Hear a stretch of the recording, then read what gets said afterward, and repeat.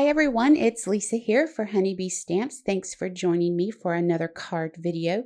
So today I'm pulling out supplies that rarely get used in my craft room, and I'm going to make 3 very simple birthday cards. To get started, I have the birthday candle stencil laid onto a piece of 80-pound cardstock, and I've secured it in place with purple tape right along the top of the stencil. I'm going to be using DecoFoil Transfer Gel to cover the entire stencil, and then I'm going to use this one piece of stenciled cardstock to create all 3 of my cards. Now, the technique that gives me the best results when I'm stenciling to do some foiling is to lay down a lot of the transfer gel right across the top of the stencil, and then I'm going to come in with my scraper and slowly pull that gel down and into the stencil. It's like icing a cake. You start with way more icing than you actually need when you're icing a cake, and it's easier to start with more and then take away than it is to keep adding more. It just ends up messing up what you've already done.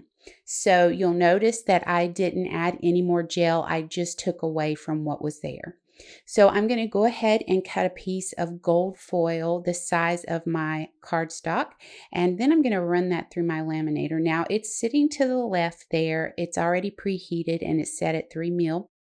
I'm skipping all the unnecessary parchment paper, cardstock shims, and I'm going to send it through the laminator exactly the way that you see it. I didn't use anything else, and you can do that. It won't hurt your machine. It also gives me the best results ever because I don't foil a lot because I get so aggravated with it. But by doing it like that, I get the best results. Okay, so for this card here, I have a 4 1/4 by 5 1/2 inch card. I've cut a piece of the pattern paper from the Birthday Bash 6 by 6 paper pad to 4 inches by 5 1/4, and I centered it up on my card base.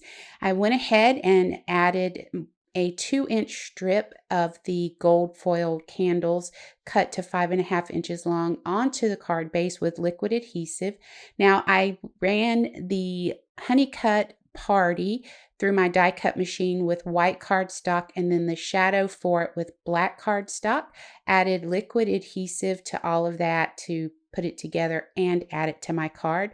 I stamped the word "Let's" from that party stamp set and went ahead and added that to the side so it would read "Let's Party." So for our next cards, these cards are so easy.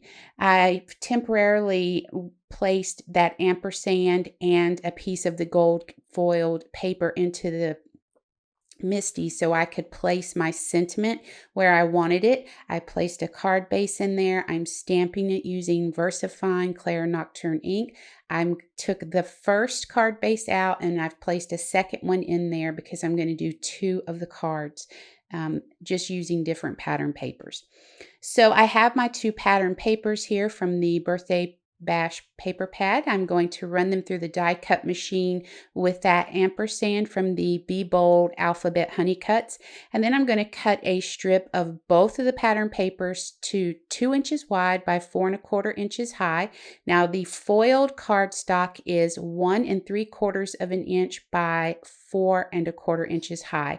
I'm going to use liquid adhesive to the back of the paper, place it on the card, and I'm going to follow that with that foiled cardstock, and I have 2 of the ampersands that I had cut out with black cardstock. I stacked those together with liquid adhesive and went ahead and placed the pattern paper on top of that to hold it on.